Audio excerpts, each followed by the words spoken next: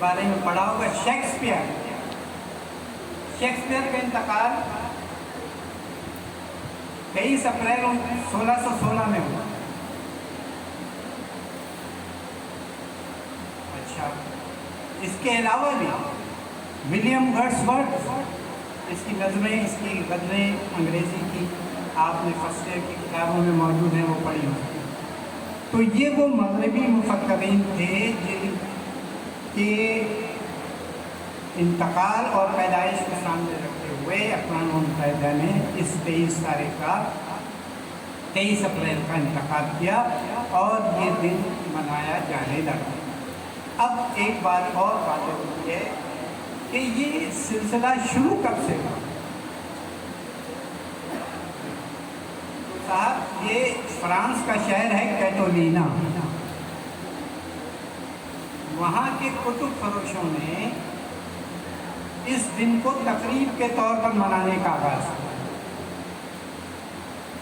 اس کے بعد پھر یہ تقریب اس پورے ریجن میں سینٹ جارج ڈے عیسائیوں کا دن ہوتا ہے، اس دن کا حصہ بن گیا.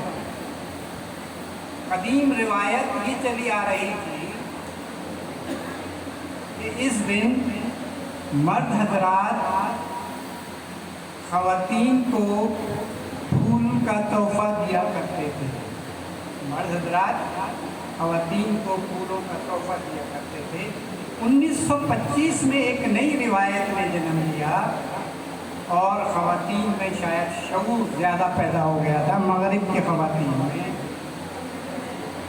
کہ ایک خوشگوار تبدیلی یہ پیدا کی کہ مرد انہیں پھول پیش کرتے ہیں تو اور خواتین نے کتاب دینے کا رواج شروع کیا.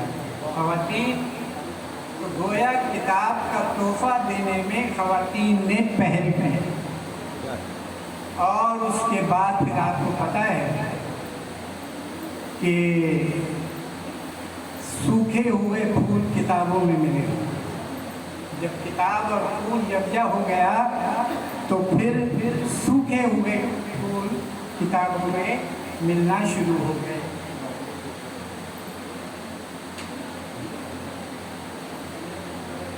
اس دن کو منانے کا بنیادی مقصد کیا ہے؟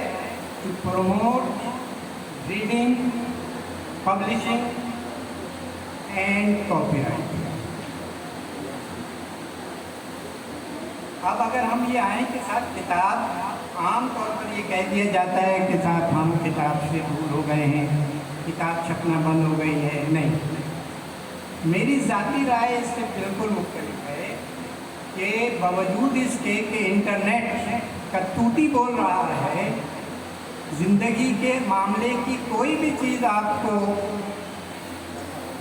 سامنے آئے، آپ گوگل بادشاہ سے اس کا جواب لے لیتے ہیں بہت آسانی سے.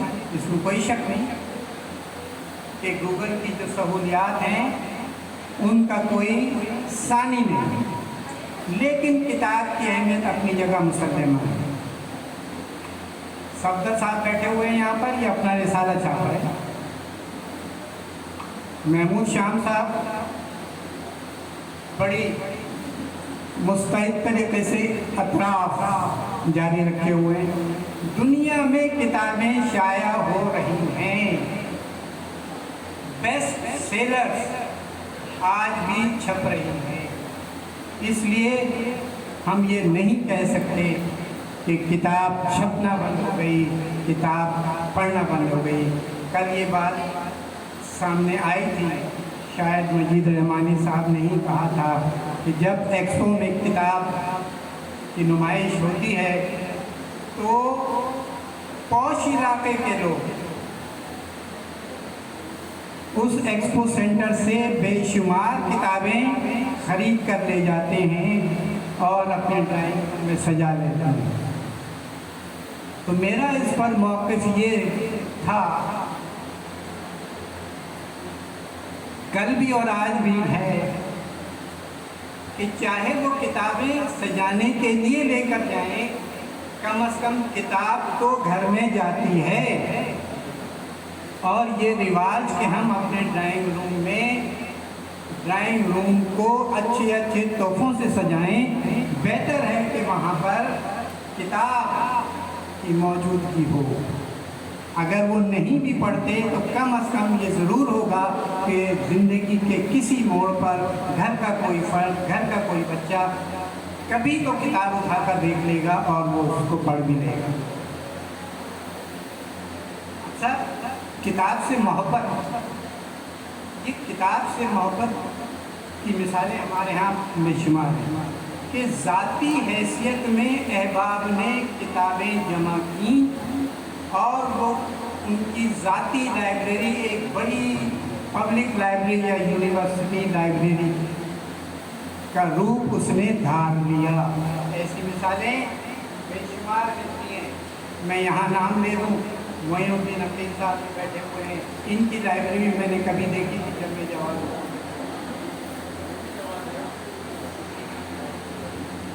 कि इन्होंने किस मेहनत से वो किताबें जमा की थी। किताब से मोहब्बत थी तभी तो जमा की थी। किताब से मोहब्बत की एक मिसाल हज़रत नुआनी थी।